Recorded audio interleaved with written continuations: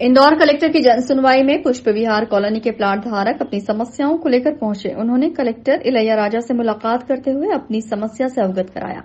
इन plot धारकों की माने तो उन्होंने करीब 15 वर्ष पहले कॉलोनाइजर से प्लॉट खरीदा था, लेकिन कुछ समय बाद पता चला कि ये कॉलोनी अवैध है।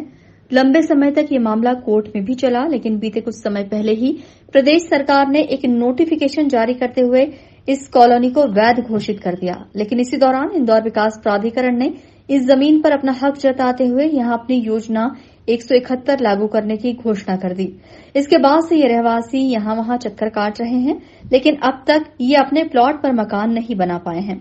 इनका कहना है कि 17 कॉलोनी के करीब 30,000 प्लॉट धारक इससे प्रभावित हो रहे हैं। जब भी निगम में ये लोग नक्शा पास कराने के लिए जाते हैं तो वहां उन्हें इंदौर विकास प्राधिकरण की योजना बताकर वहां जाने की सलाह दी जाती है। मैं योजना 171 को प्राधिकरण की स्कीम से छुड़ाने के लिए जो नया विधान 28 सितंबर 2020 को आया है, जिसमें शासन ने ये दर्शित किया है कि इस नोटिफिकेशन के जारी होने के शीघ्र ही प्राधिकरण इस तरीके से इनको मुक्त करेगा। उस तरीके में ये है कि हमको वो एक सूची जारी कर दें कि आपकी 13 कॉलोनियों पे किन से कितना प्रतिफल लेना है।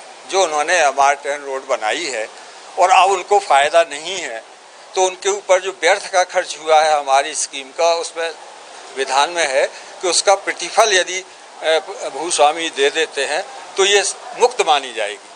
तो हम जब दे सकते हैं जब हमको ये बताया जाए कि कैसे, किस बैंक में, किस हेड में और कितनी देना है। 13 कॉलोनी को अलग अलग है, किसी को 1.5 करोड़ होगा, किसी को 20 लाख होगा, किसी को 50 लाख होगा। तो ये वो निकाल के देंगे जिसका जोड़ होगा 5 करोड़ 84 लाख। हमको 2 महीने का समय मिलने का विधान है। हमें 2 महीने घर घर जाके पैसे इकट्ठा करना पड़े। यदि हम नहीं कर पाए तो उनकी 171 स्कीम चालू रहेगी। इतनी विकट स्थिति में हम हैं। स्कीम से मुक्त नहीं होने के उस पर बबूल उगती रहेगी, हम उस पर दिया जलाते रहेंगे, कभी नक्शा पास नहीं होगा, या हम अवैध कॉलोनी विकसित करें। हम किसी की सुने ही नहीं।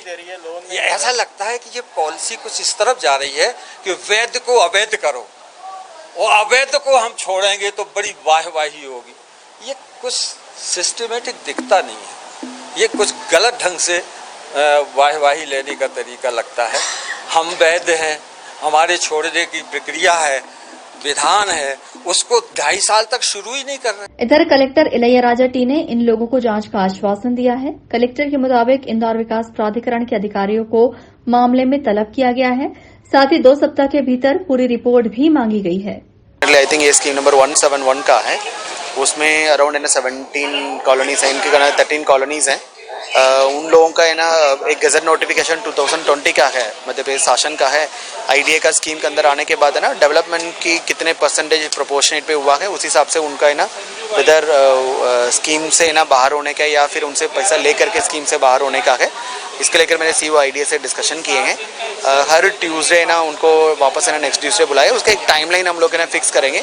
ऐसी चीज़ों में जैसे गजट नोटिफिकेशन है, उसमें इतने सारे लोगों के ना राहत मिल सकती है, तो डेफिनेटली नियम अनुसार है ना कितने जल्दी से है ना हम कर सकते हैं। इफ नियम अनुसार है, एज पर नोटिफिकेशन के अनुसार है ना IDA है ना कर सकते हैं, तो डेफिनेटली एडमिनिस्ट्रेशन उनके साथ है ना कोऑर्डिनेट करके एक निश्चित समय अवधि में है ना इस पूरा काम को है ना पूरा करेंगे। अब देखना होगा कि वर्षों से अपने आशियाने के लिए परेशान हो रहे पुष्प विहार कॉलोनी के इन रहवासियों को न्याय कब तक मिलता है। Bureau report, INN news, Indore.